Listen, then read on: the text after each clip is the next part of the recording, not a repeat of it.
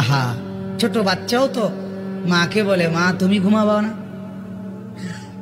ছোট বাচ্চাও তো বাবাকে বলে বাবা তুমি ঘুমাবে না। আমরাও তো কোনোদিন বলি নাই মাওলাকে মাওলা সারাদিনের এত ব্যস্ততার পরে আপনি ঘুমাবেন না? মাওলা বলে না তুমি ঘুমাও, আমি জেগে আছি। ওই যে রাত 2টায় যদি তোমার পেশাব করতে হয় তো তোমার তো চোখ খুলতে হবে। আমি যদি ঘুমায় যাই বান্দা তোমার চোখ মেলে দিবে কে?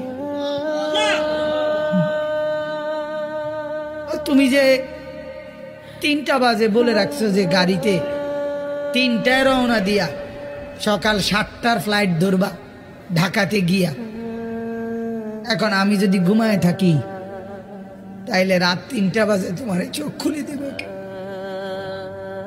এই জন্য বান্দা আমি ঘুমাই না, আমি ঘুমাই না, তুমি ঘুমাও, আমি তোমাকে পাহারা দিই।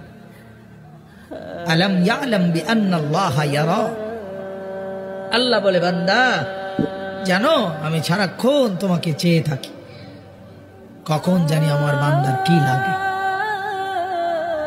আল্লাহ বলেন তুমি ঘুমাও, তোমার ক্ষেত তোমার ঘরের একটা বদনা পর্যন্ত ঘরের ভিতরে, তোমার ঘরের একটা নুনের বাটি পর্যন্ত ঘরের ভিতরে, এত বড় বিশাল ক্ষেত ফসল লাগায়া রেখে আসলা, কই ওয়াল কই, দরজা কই, জানালা কই, উপরে ছাদও নাই, বেড়াও নাই, কিচ্ছু নাই, কারে দিয়া গেলা?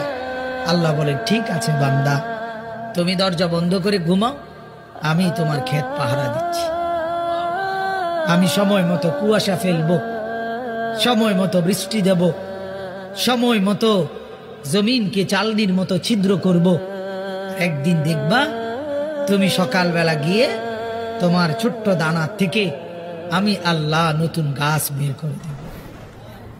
কয়দিন পরে দেখবা সবুজ গাছ বড় হয়ে গেছে, এর কয়দিন পরে দেখবা হলুদ হইয়া পাইকা গেছে, এর কয়দিন পরে কাইটা ঘরে নিয়ে আসবা, আর তোমার ঘরে তখন আনন্দ, নতুন ফসল তোলার আনন্দ। ঠিক কিনা বলেন?